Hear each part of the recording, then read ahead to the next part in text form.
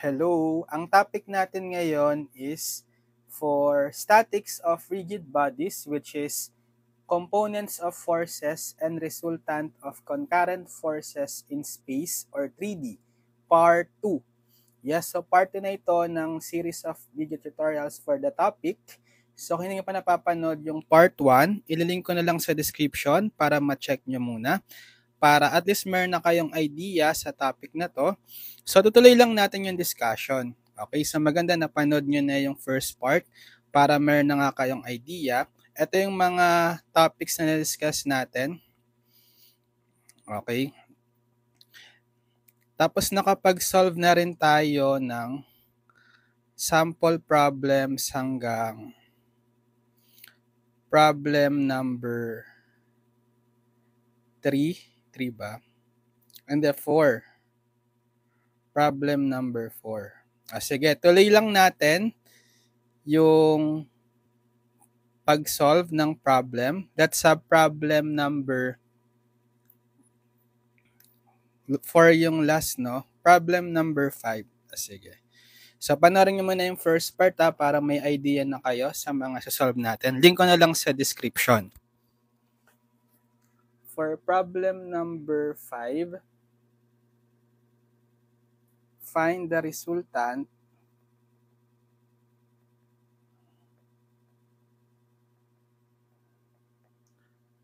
of the force system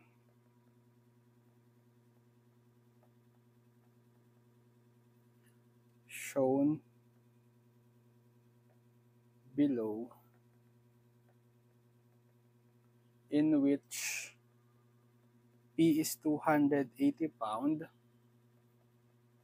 T is 260 pound, and F is 210 pound.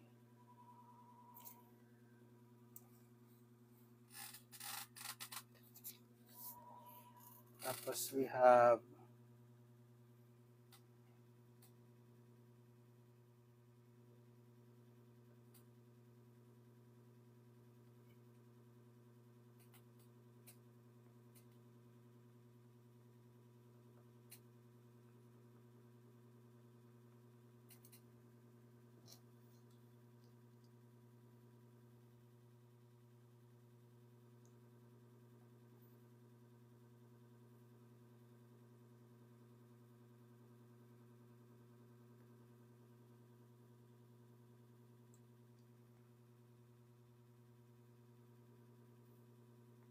drawing ko lang.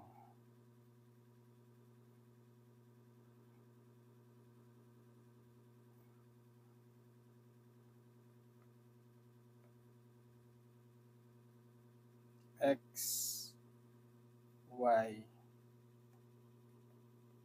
Z. Origin.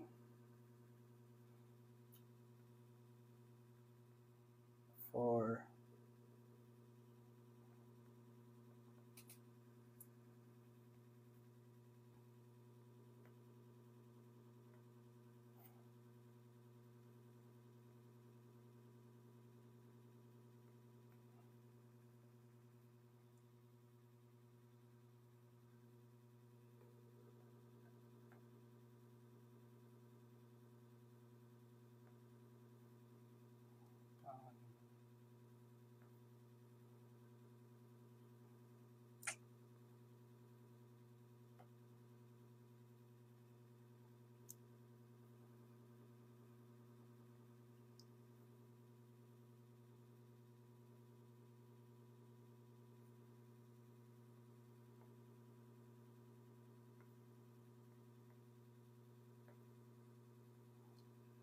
T,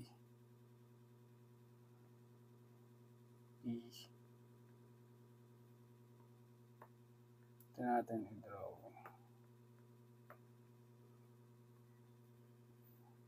Tsaka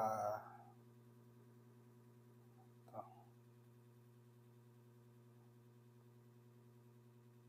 F.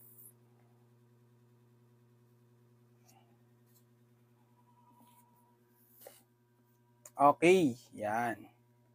So find the resultant of find the resultant of the force system shown in which P is 280 pound, T is 260 pound, and F is 210 pound. Okay. So concurrent, 3D concurrent kasi they meet at what point? Sa point A, right? So para madali, identify muna natin yung mga coordinates. So positive Y, positive X, positive Z. Ano yung coordinate ni D? Yung coordinate ni D, nasa ano siya? Nasa XZ plane lang. So ibig sabihin, 0 yung kanyang Y coordinate. Okay? 0. Kasi nasa XZ plane lang, right? Yung coordinate natin, X, Y, Z form. So sa X coordinate, meron tayong positive. So this is positive 1. Positive Y, positive X, positive Z. So, nag-move tayo 6 feet. Okay? So, sabi natin 6 unit na lang. So, 6, 0. Tapos, yung Z-axis ay yung Z-coordinate. Nag-move tayo positive 4 feet. So, 4 units. Okay?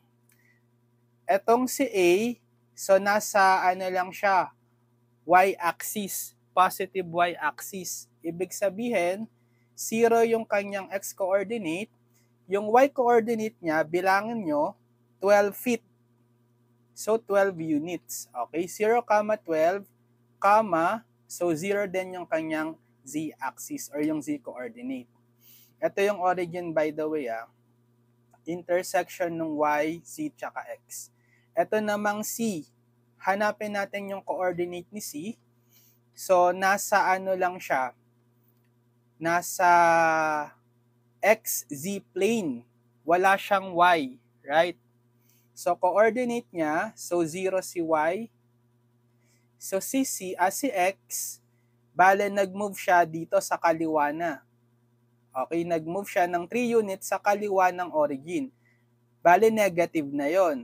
Okay, ito kasi si positive X, left ng origin, negative na. So, negative 3, 0. Ay, hindi. Nakalimutan ko lagyan to. Sorry. Ito palang 3 na to ay hindi pala to para dito. Nakalimutan kong lagyan ng ano. So, sa problem, etong 3 feet na yan, para yan dito sa B. Pero itong distance na to, it should be 4 pala. Sorry. Nakalimutan kong lagyan. 4 feet. So, negative 4, 0. And then, yung Z coordinate niya, 6 feet. Right? Ito, 6 feet. Positive 6. Next, si B, we have, nasa ano rin siya? Nasa XZ plane lang siya, right? So, yung Y coordinate niya is 0. Tapos, yung kanyang X coordinate, negative 4 din, right? So, nasa negative 4. And then, yung kanyang Z coordinate, nandito na siya sa negative Z. Diba ito yung origin? Positive Z, tapos paglagpas ng origin, negative na yon. So, negative 3. Okay? Negative 3. Okay, so yung B is, dito nga natin isulat. B coordinate natin is negative 4, 0, negative 3. Yan. So, paano nga ba hanapin yung resultant ng concurrent force systems? Isa-sum up lang natin yung mga X component, Y component, tsaka Z component. Diba? Ano yung formula natin para makuha yung X and X, Y, Z component? That will be Fx over D, over X equals Fy over Y equals fz over z equals to f, yung pinaka-magnitude ng f, times the d, where d is the square root of x square plus y square plus z square. Yung x natin is x sub 2 minus x sub 1. Y natin is y sub 2 minus y sub 1. Z natin is c sub 2 minus c sub 1.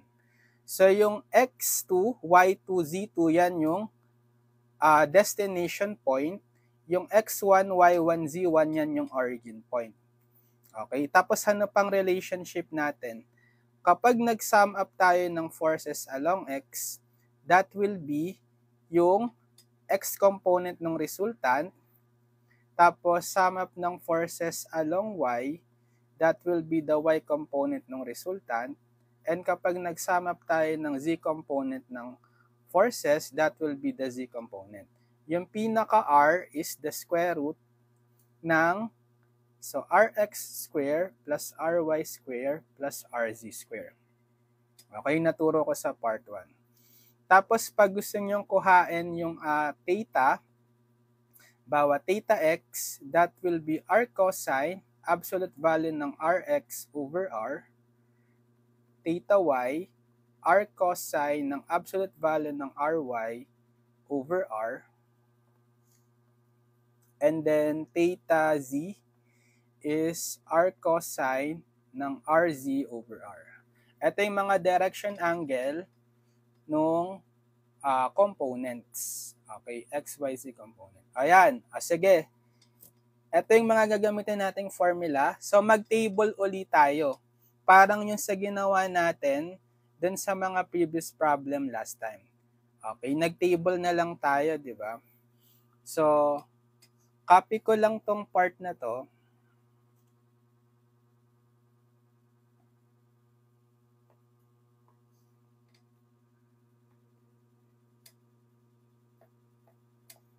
Okay, mag-table tayo ngayon.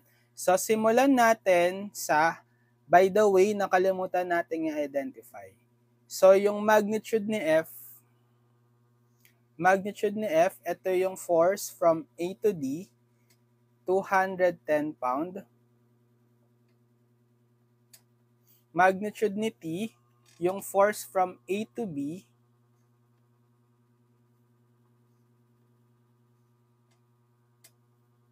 ano siya? Dito ako susulat.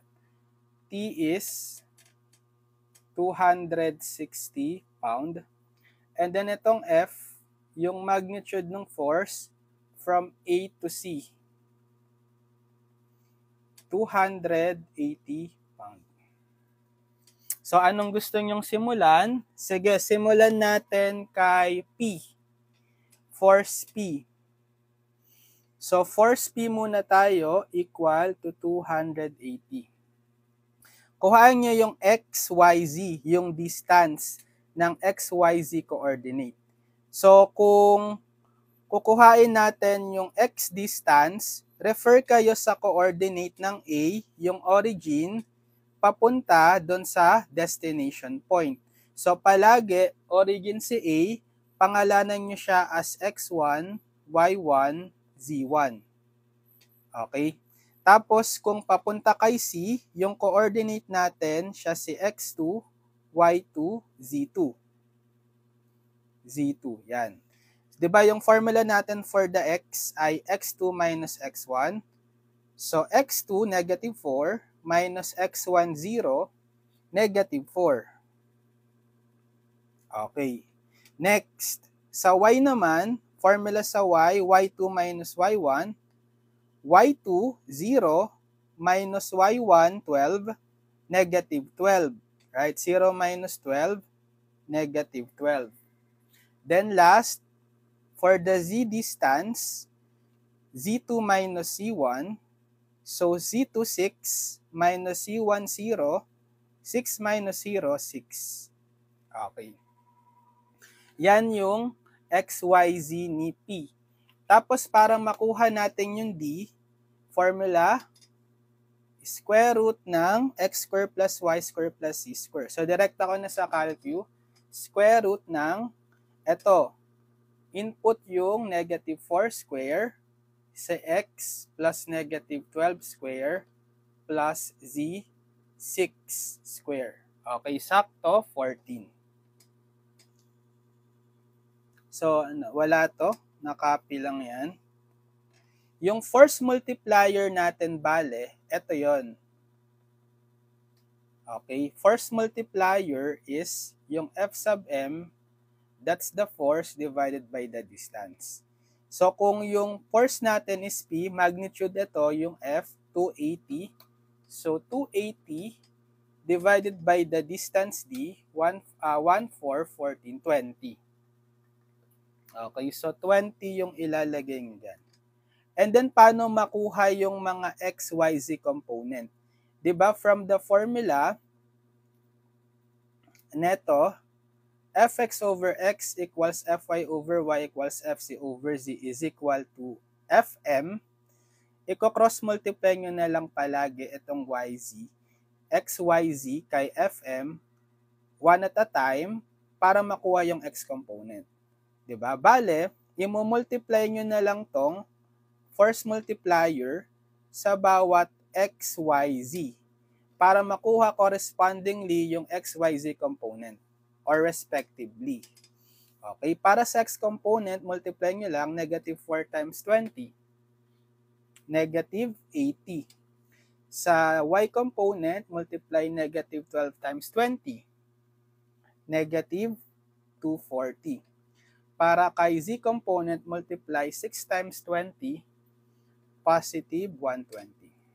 Okay, tapos na tayo kay P. Next, proceed tayo kay ano naman. Sige, si T. T naman, 260 pound. Kuhain natin ngayon yung XYZ niya. So, manggagaling tayo kay A, papunta kay B.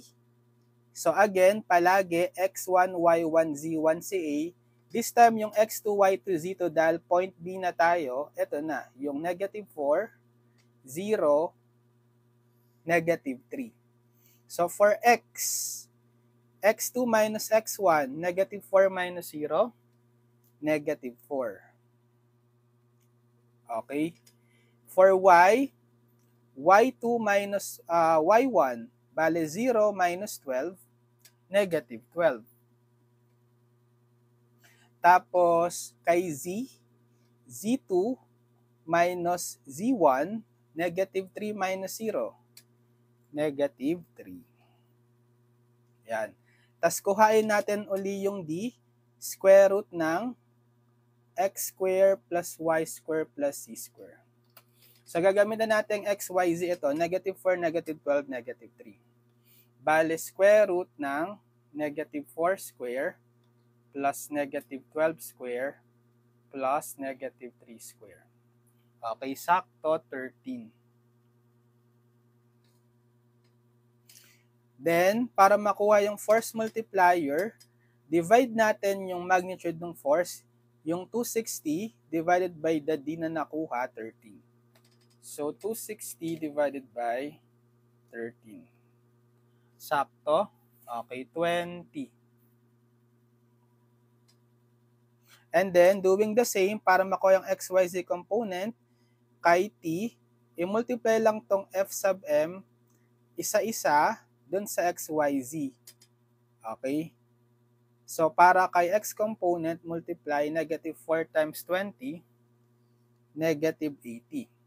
Para kay y component, multiply negative 12 times 20, so same, negative 40.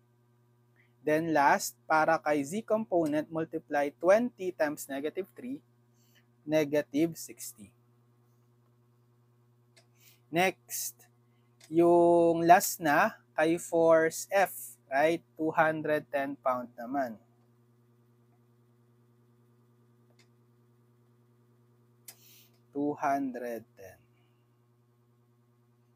Kuhain muna natin yung kanyang D.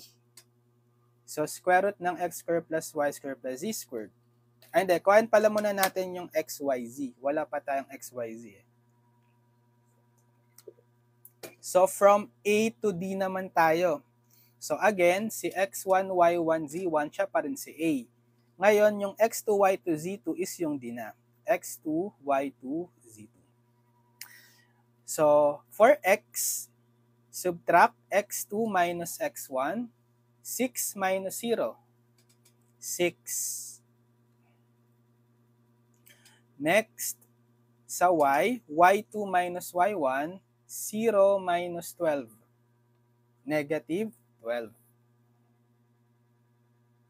Tapos kay z, z2 minus z1, 4 minus 0, 4. Tapos kuhain si d, square root ng, ito, yung x squared plus y squared plus z squared. 6 square plus negative 12 square plus 4 square. 14. Tapos, yung fm niya, divide nyo yung magnitude ng f, yung force, 210, by the distance d, 14.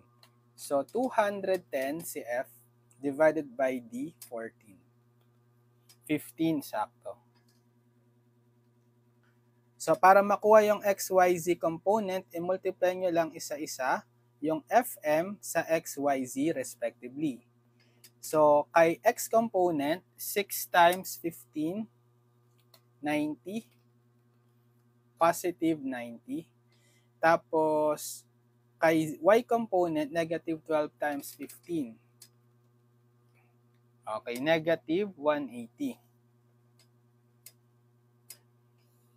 Tapos, kay z component, ito, 15 times 4. 60, positive 60. Ayan. E di isa-sum up na lang natin. Okay, gawa tayo ng total. I-sum up nyo na lang yan. So for the x component, negative 80 minus 80 plus 90. Negative 70. For y, negative 240 minus 240 minus 180. Negative 660. Then for z, 120 minus 60 plus 60. Positive 120. So ito yung pinaka-summation of fx, or that will be the rx, negative 70 pound. Tapos yung summation ng fy, or that will be the ry, negative 660 pound. Tapos yung summation ng fz, that will be the rz, positive 120 pound. Tapos yung pinaka-magnitude ng resultant is the square root ng rx squared plus ry squared plus rz squared. So, square root ng rx, negative 70 square, ry, negative 660 squared, rz, 120 squared. Yan. Gamit kayong calcu, square root ng negative 70 square plus negative 660 square plus 120 square. Ilan? Okay, 674.46. 674.46 pound. Ano yung sense ng ating resultant? Check nyo yung mga sign ng XYZ component niya. So sa Z, positive. Ibig sabihin, forward. Forward. Sa Y, negative. Down. Di ba pag negative y, pababa, down. Then sa x component, negative din. Kapag negative, to the left. Down to the left. Okay? Tapos, pag gusto natin kuhain yung mga theta x, theta y, theta z niya, so for theta x, r cosine ng rx over r. So, R cosine, absolute value, ano si Rx? Negative 70. Divided by R, ito yung 674.46. Okay, gamit tayong calcu, R cos abs ng negative 70 divided by 674.46. Okay, 84.04. 84.04 degree. Si theta, ano naman, theta y, r cosine ng ry over r. So, r cosine, ano si, ano natin, ry, negative 660.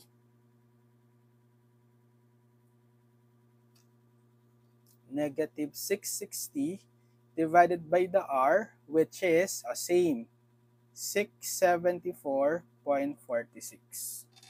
So, papalitan ko lang yung numerator ng negative 660. Yan. 11.89. 11.89 degrees. Next, kay theta z, r cosine rz over r. R cosine, ano naman si rz? Positive 120. Okay, so 120 divided by same r, 674.46. So, papalitan ko lang yung numerator nito ng positive 120. Okay, approximately 79.75. Yan. So, ang pinaka-answer natin, ito yung resultant. Okay.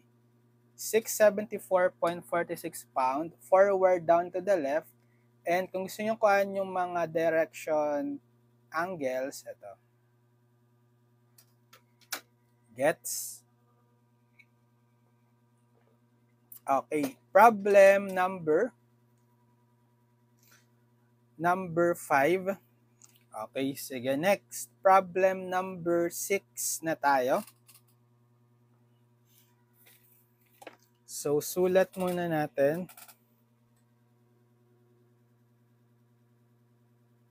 In the figure below, a vertical boom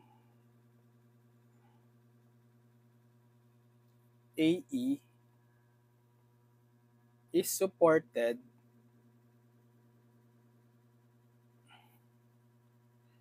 by guy wires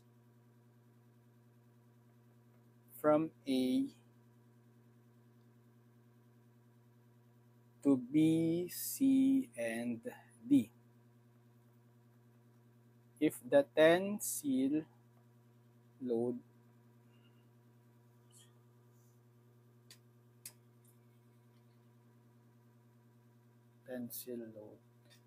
in AD is 252 pound,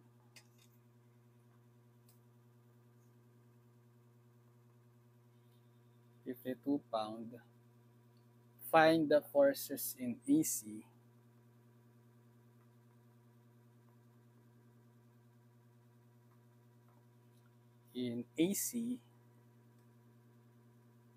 and AB so that the resultant force on A will be vertical.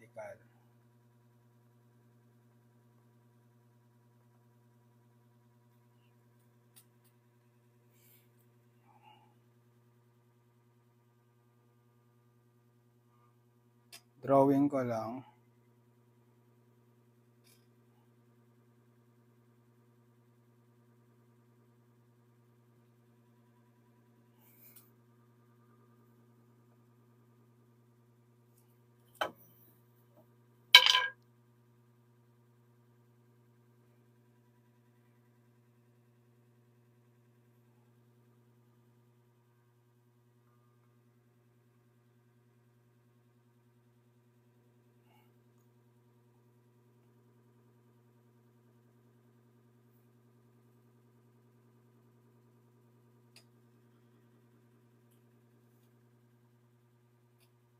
6, 9.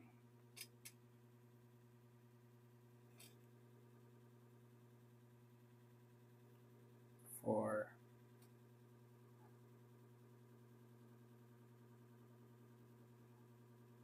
Three.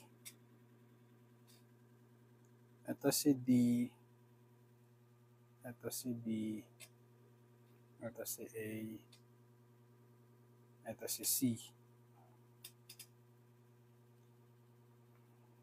4.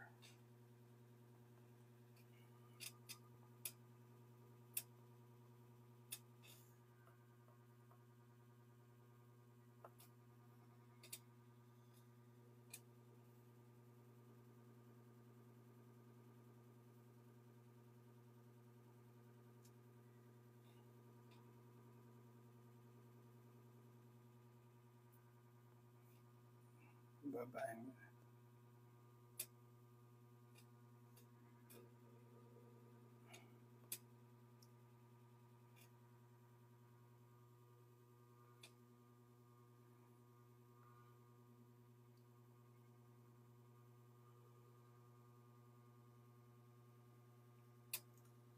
Okay, yan.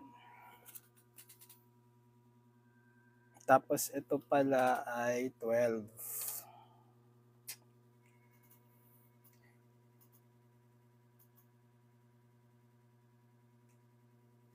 So in the figure below, a vertical boom AE is supported by guide wires from A to B, C, and D.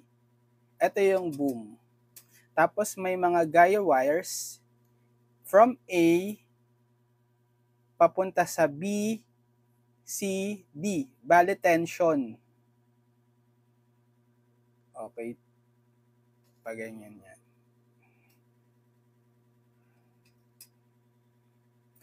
If the tensile load, ayun, tension nga, di ba? Tensile load in AD is 252. Ito daw si AD. So si AD is 252 pound.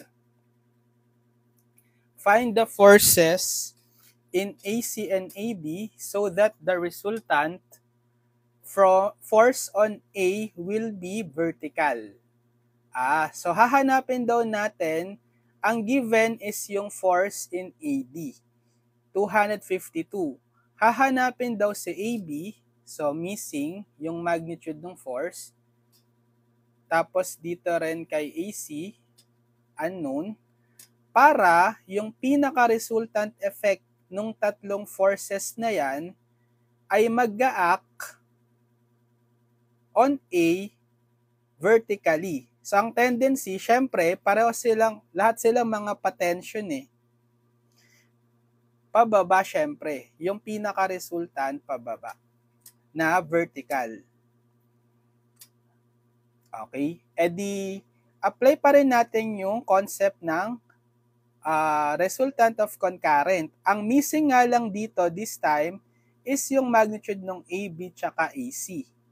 Diba? Identify muna natin yung mga coordinate para madali.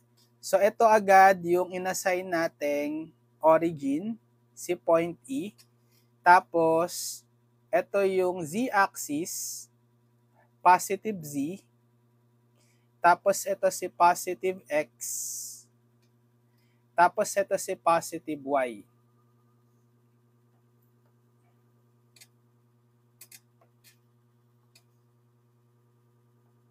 Yan. Kuhain natin yung coordinate kasi kailangan natin yan, di ba, para sa distance. So, kay A, dahil directly siya nakalocate lang sa y-axis, ang coordinate niya, 0 si X, 0 si Z. Tapos kung ano yung distance from the origin to the Y, nung A, 12, right? So, 0, 12, 0. Eh dito naman kay B, si B ay nasa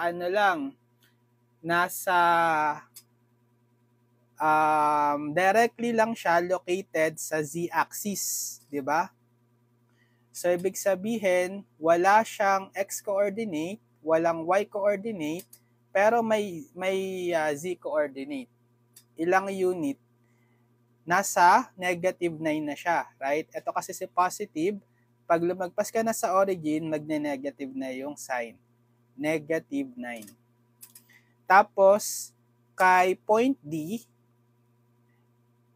so nasa ano lang siya, nasa ZX or XC plane, right? So, wala siyang Y coordinate, 0. Okay?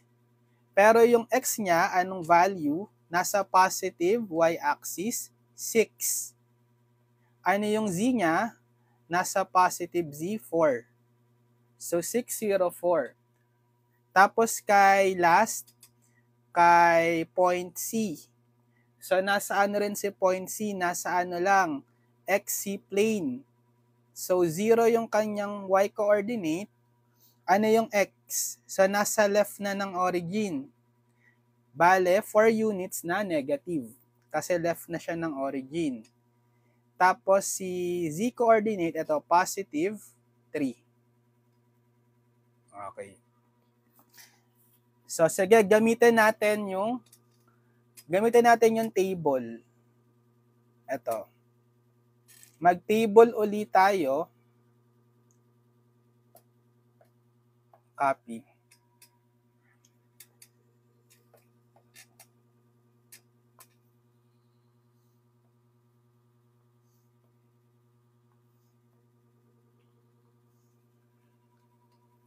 So, ano yung mga given natin? Simulan natin sa merong given. Si AD. AD given yung kanyang force, 252. So, AD is 252. Kuhain natin yung XYZ. So, ang origin point palagi is yung A. So, X1, Y1, Z1. Tapos, kung papunta tayo kay D, ito yung kanyang X2, Y2, Z2. Okay, so para makuha si X, X2 minus X1, 6 minus 0, 6. Tapos para makuha si Y, Y2 minus Y1, bale 0 minus 12, negative 12. Okay, para kay Z, Z2 minus Z1, so 4 minus 0, 4. Okay. E di makukuha natin yung kanyang D. Again, yung formula ng D ay square root ng x square plus y square plus z square. So, square root ng, okay, yung mga nakuha natin x, y, z, x, 6, y, negative 12. So, negative 12 square. Z is 4.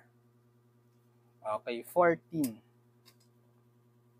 Tapos, para makuha yung Fm, di ba, Fm is force times, force over D. Ang nakuha ang ating force is given na yung AD 252. So, 252 divided by D na 14. 18, sakto. So, para makuha yung XYZ component, i-multiply na lang natin respectively yung FM sa XYZ.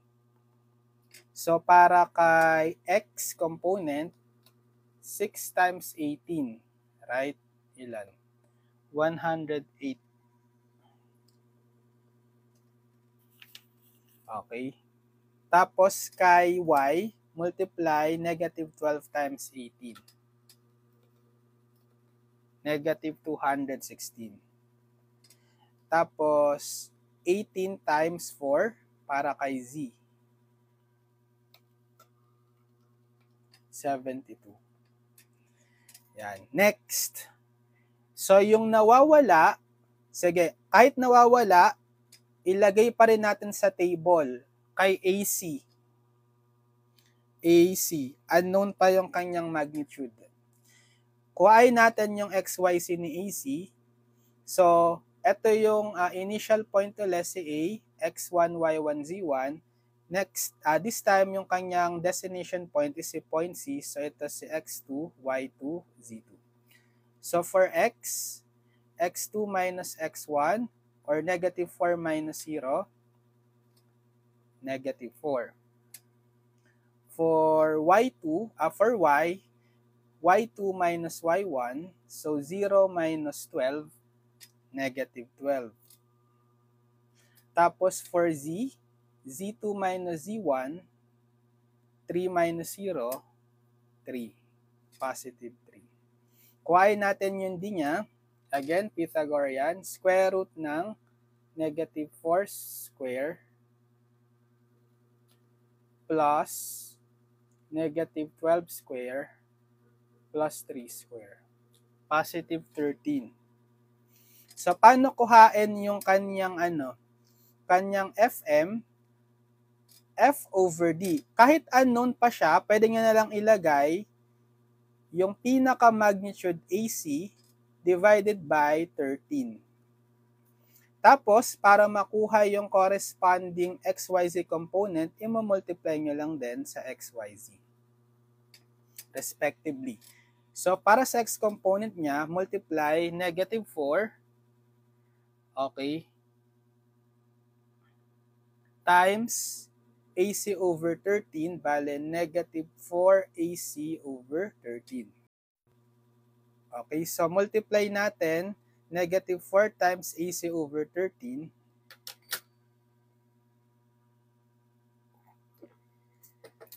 Yan, negative 4 AC over 13. And the next, for Y component, negative 12 times AC over 13. The negative 12 AC over 13. Then for the Z component, 3 times AC over 13, positive 3 AC over 13. Yan. Gawin din natin yon kahit missing pa yung value kay AB. So si AB naman,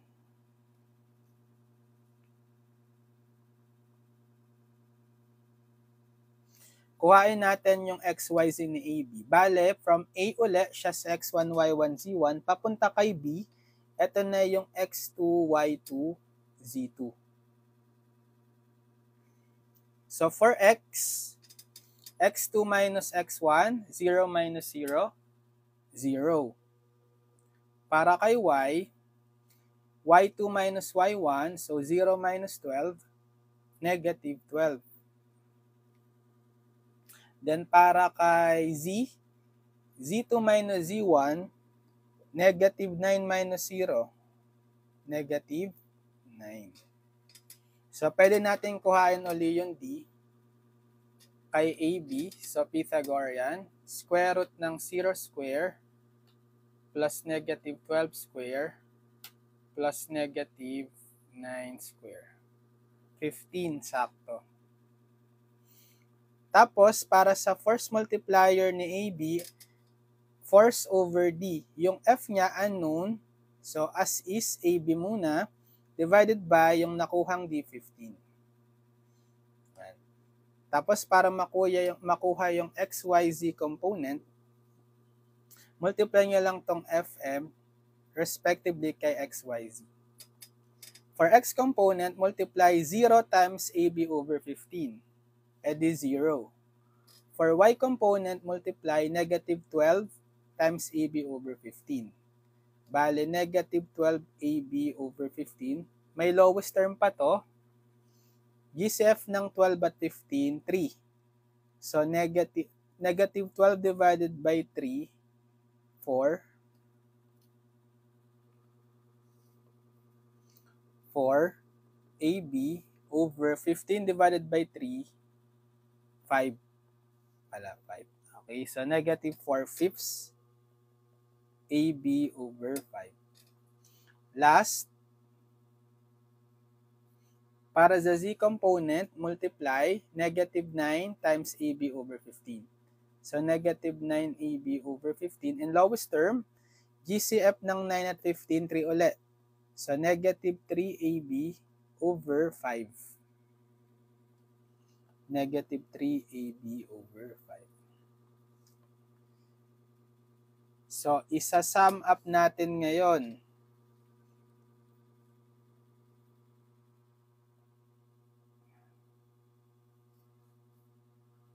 Total.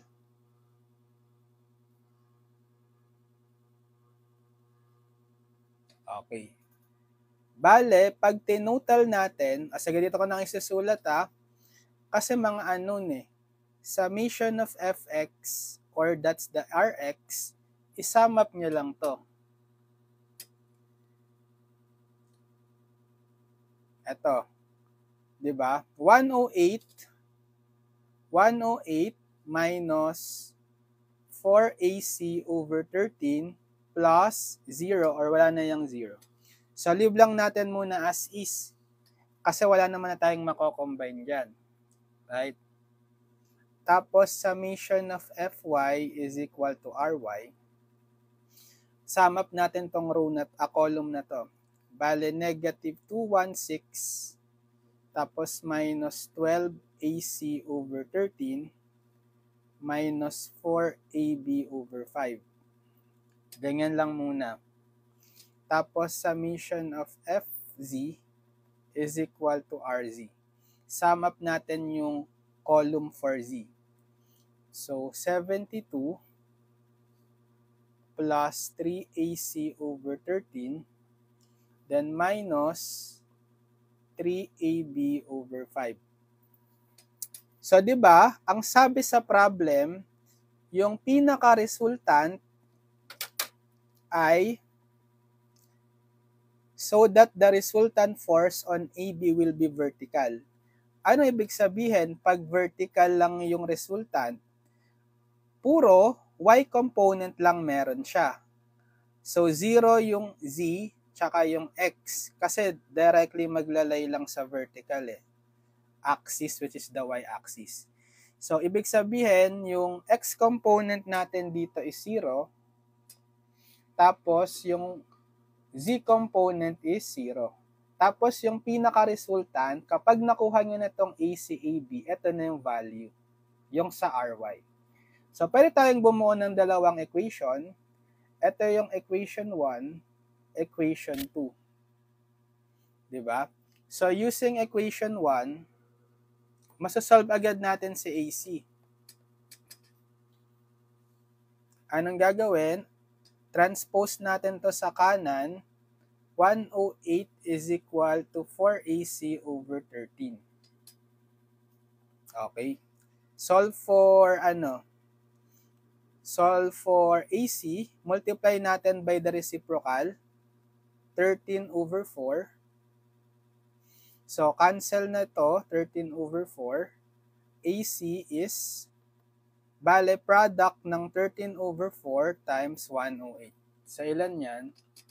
13 over 4 times 108.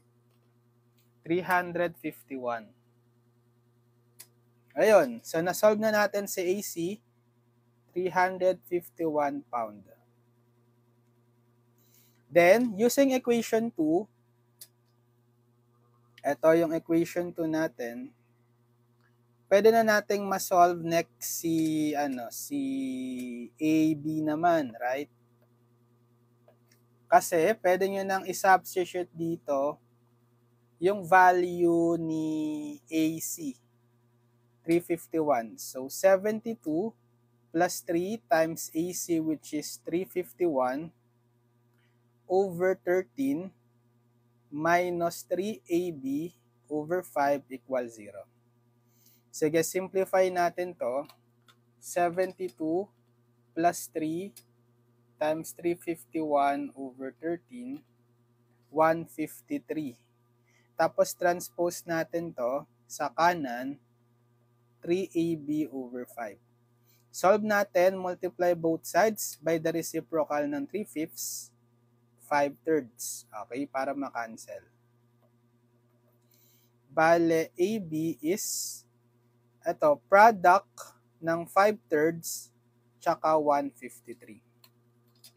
So, 5/3 times 153, 255. Sakto.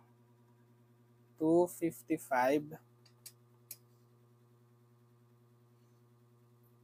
is AB. Okay. Bale, si AC? AC is 351 pound. Tapos, si AB is 255. Ito yung sagot. Diba yan yung hinahanap sa problem? find the forces in AC and AD so that the resultant force on A will be vertical. Okay, problem number 6. Sige, next. Problem number 7. Sige, sulat ko muna yung problem number 7.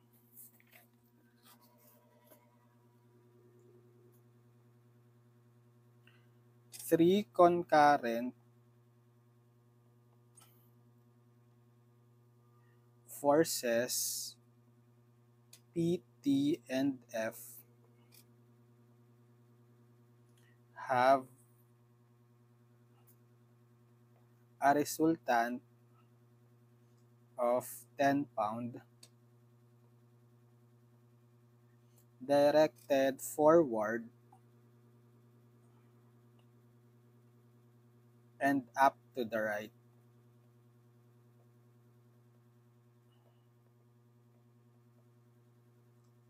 At theta x 60 degree, theta y 60 degree,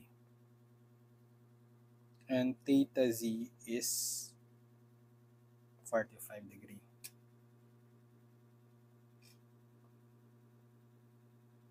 P equals 21 pound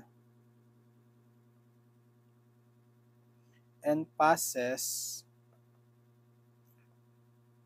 from the origin through the point 3, 2, 6. The value of T is 18 pound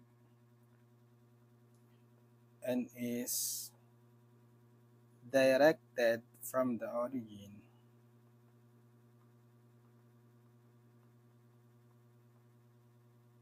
toward point -6, 6, -3.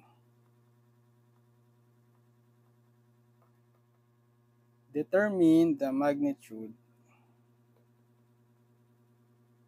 of the third force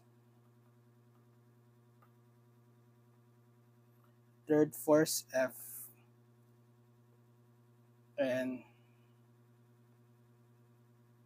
the angle it makes with the reference axis.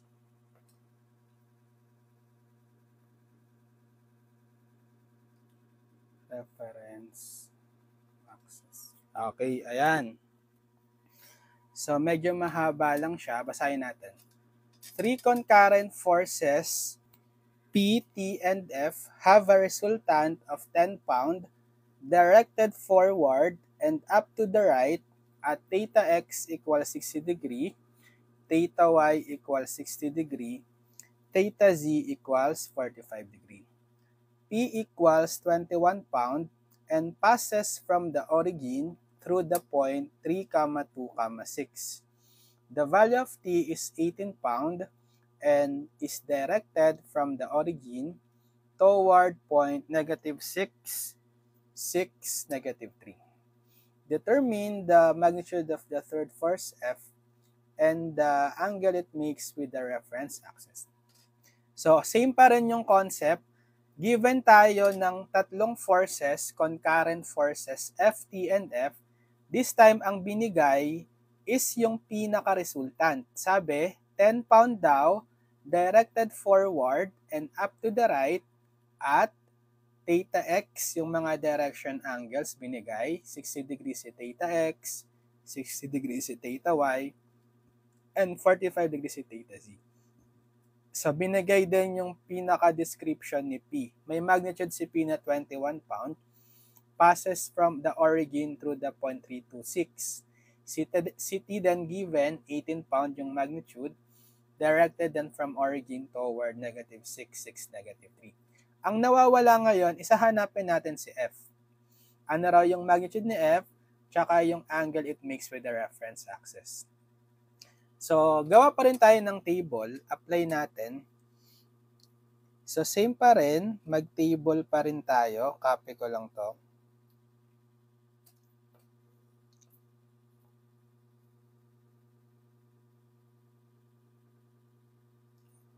Ayun yung copy.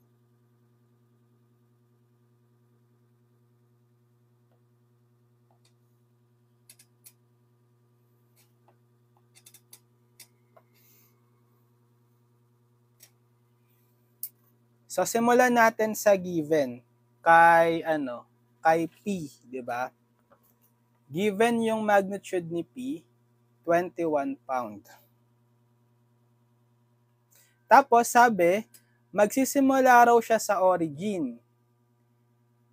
From origin through the point 326.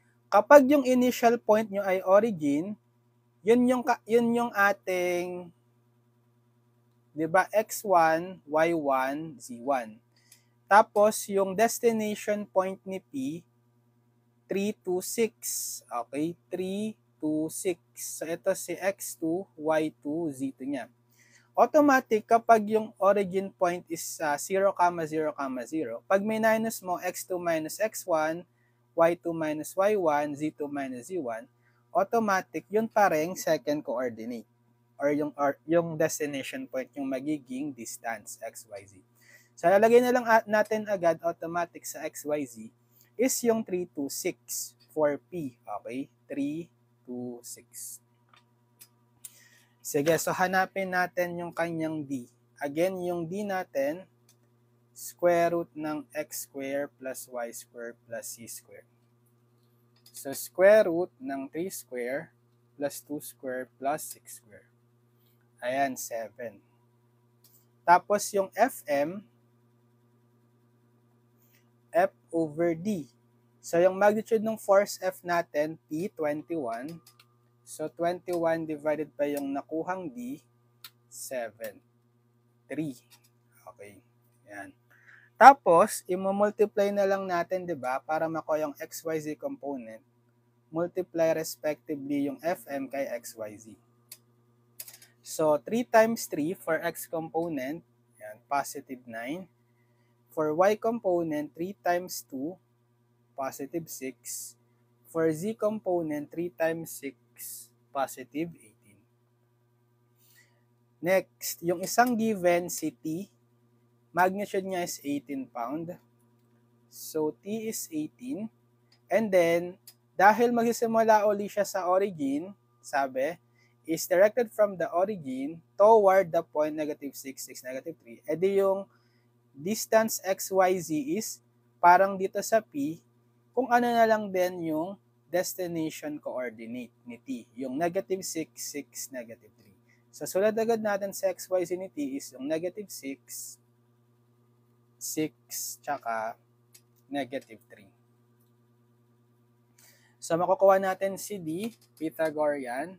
Ito yung XYZ ni T. Negative 6 square plus 6 square plus negative 3 square. Sakto, positive 9. And then for FM ni T, magnitude niya 18 divided by the D, 9. So, 18 divided by 9. Sakto, 2. Right? So, para makuha yung XYZ component, multiply lang natin respectively yung FM kay XYZ distance. So, for X component, negative 6 times 2. Negative 12. For Y component, 2 times 6. Positive 12. Okay, tapos, for Z component, 2 times negative 3. Negative 6. Tapos, nawawala si F, right? So, for now, gagawin ko muna siyang unknown Fx component, Fy component, and Fz component. Yan. So, kapag tinotal natin yan,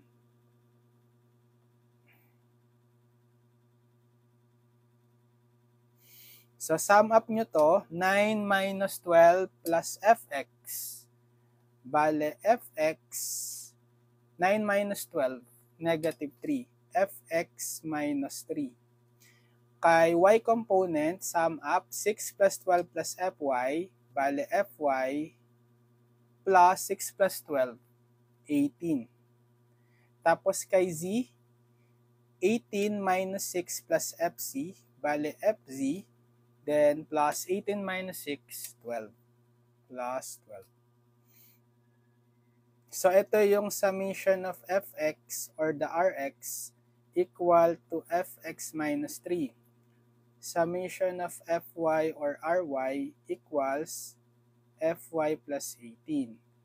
And then summation ng fc or rz equals fc plus 12. Saan natin to i-equate?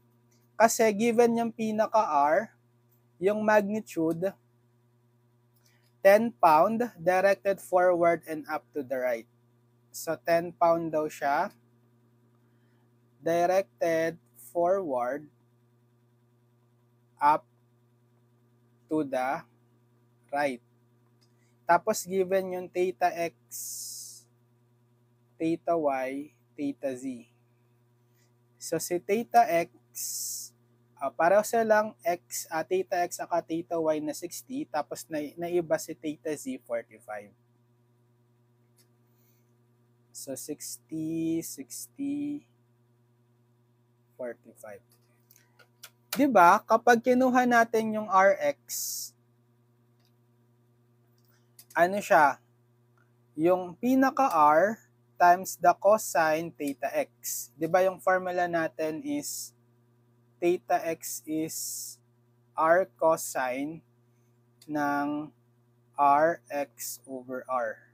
Okay?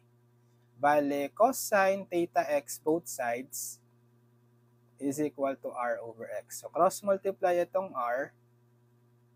R cosine theta X is Rx. Ayun. So, likewise, yung Ry din, R times cosine theta Y, and Rz is R times cosine theta Z.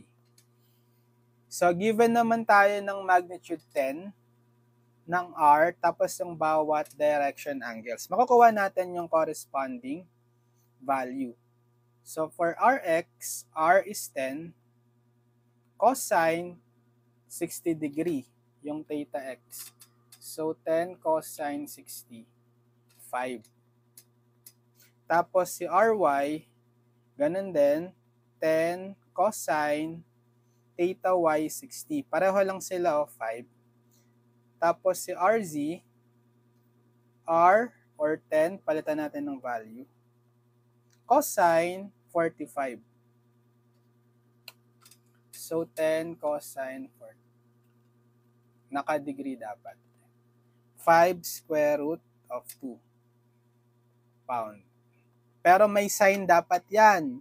Saan nyo ibabase yung sign? Depende sa sense na binigay, sabi forward, up to the right. Diba pag forward, ibig sabihin positive z component. So, positive 5 to. Tapos up, ibig sabihin positive y component.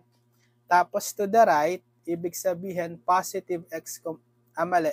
Ito pala yung z, sorry.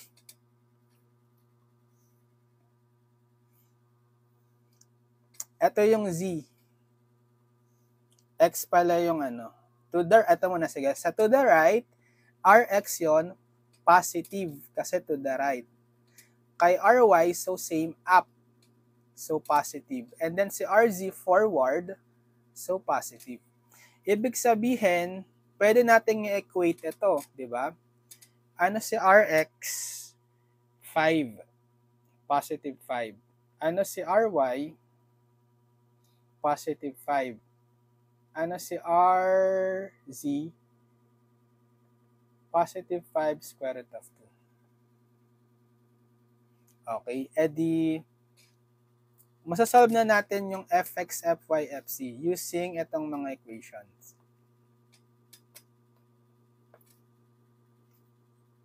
Sige, equation 1, equation 2, equation 3. So from equation 1, fx minus 3 is equal to 5. Transpose Fx is 5 plus 3. X component is 8 pound. Tapos, from 2, okay, Fy plus 18 equals 5.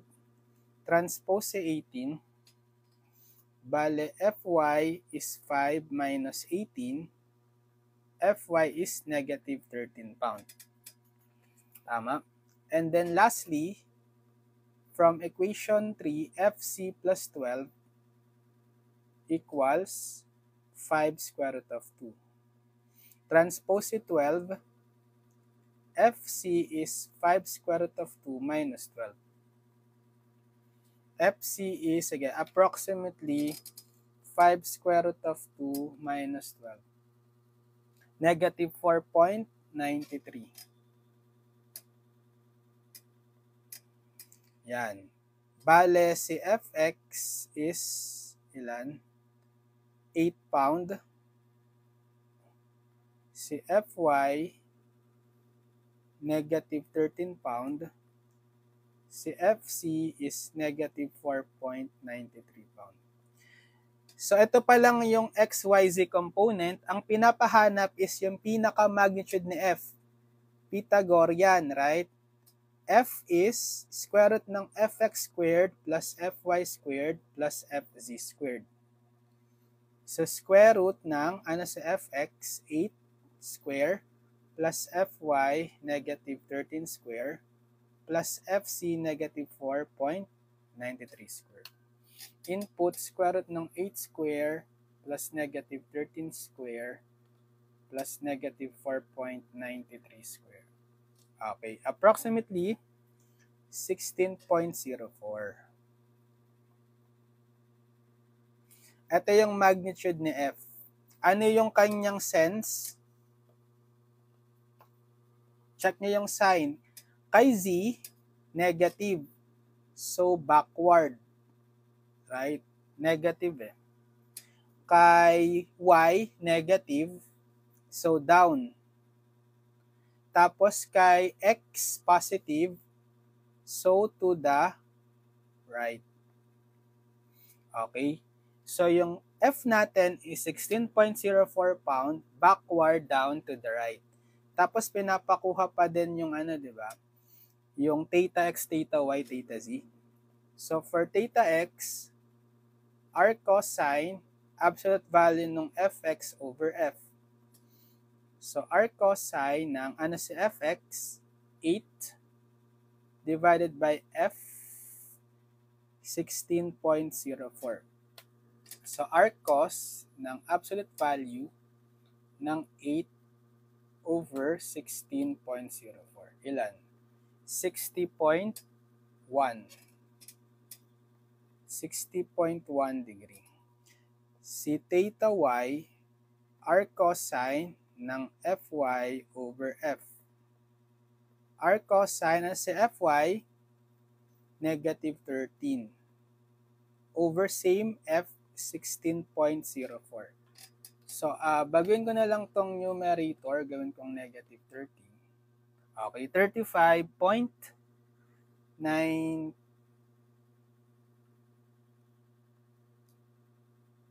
35.9.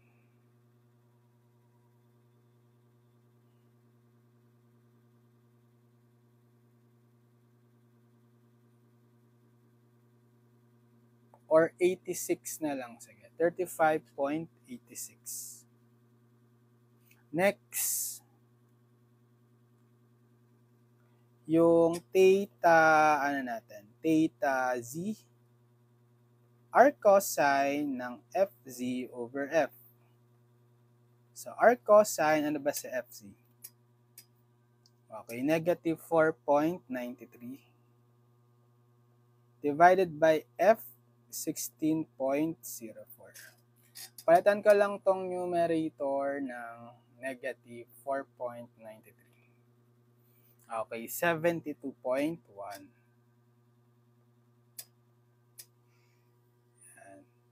So, theta x, 60.1, theta y, 35.86, and theta z is 72.1. Yan. Thank you for the gift, Eugene. Hello. So, nasolve na natin yung problem. So, yung pinaka-F is 16.04 pound backward down to the right. And then, yung kanyang theta x, theta y, theta z. Theta x is 60.1 degree. Theta y is 35.86 degree. Tapos, si theta z is 72.1 degree. Ayun. So, this is problem 7.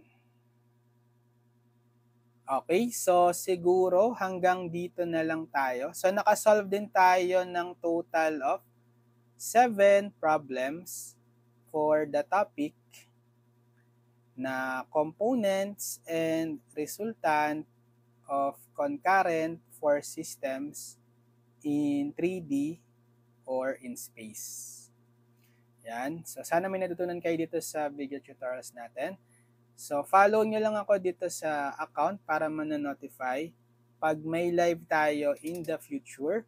Tsaka, mag-subscribe na lang din kayo sa ating channel, Engineered Math Channel.